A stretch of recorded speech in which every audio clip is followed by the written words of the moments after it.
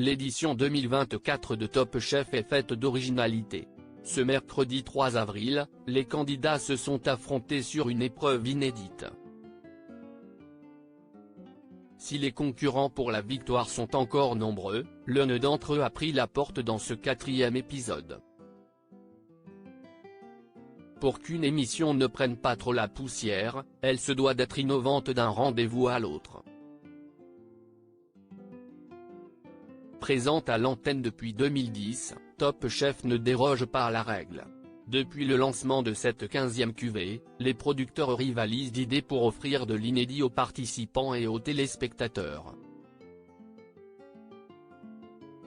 Ce mercredi 3 avril, au cours du 4e numéro, Jorik, Marie, Valentin et le reste du casting étaient loin d'imaginer à quelle sauce ils allaient être mangés. Top Chef 2024, les brigades de candidats contre les chefs. Les 6 candidats de la brigade grise devaient se frotter à Dominique Crenn et Stéphanie Leclèc, pendant que les 3 duos de l'équipe orange se mesuraient à Paul Perret et Glenn Oviel. Les 2 hommes, en 1 heure contre 1h30 pour les candidats, se lançaient dans l'arène pour réaliser une raviole et son bouillon le plus clair possible. Comme dans un état second, les compères sortaient une assiette tout simplement parfaite pour Johan Comte, qui dégustait à l'aveugle.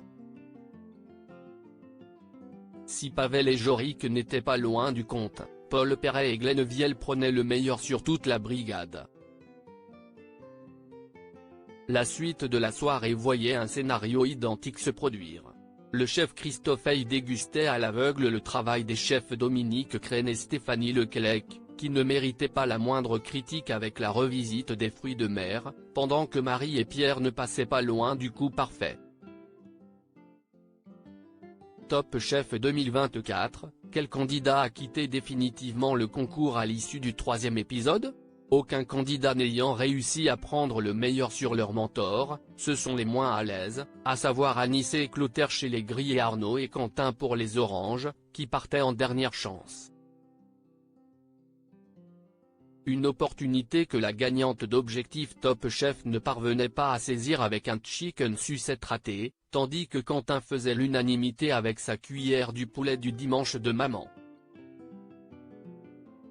Encore dans l'inconnu, la jeune femme de 18 ans allait avoir la possibilité, ou pas, de revenir dans le concours par la grande porte grâce à la brigade cachée de Pierre Gagnère, le concours parallèle diffusé en 2e partie de soirée. Pour cela, elle devait affronter Pierre Pascal et Thibaut et dompter l'exercice de la revisite du millefeuille. Une vaine tentative pour Anissé, qui passait à côté de son sujet pendant que ses 2 adversaires séduisaient François-Régis Gaudry et Pierre Gagnère.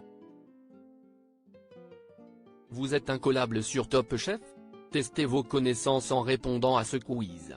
Si vous souhaitez participer depuis l'application Télé Loisirs sur iOS, cliquez sur ce lien.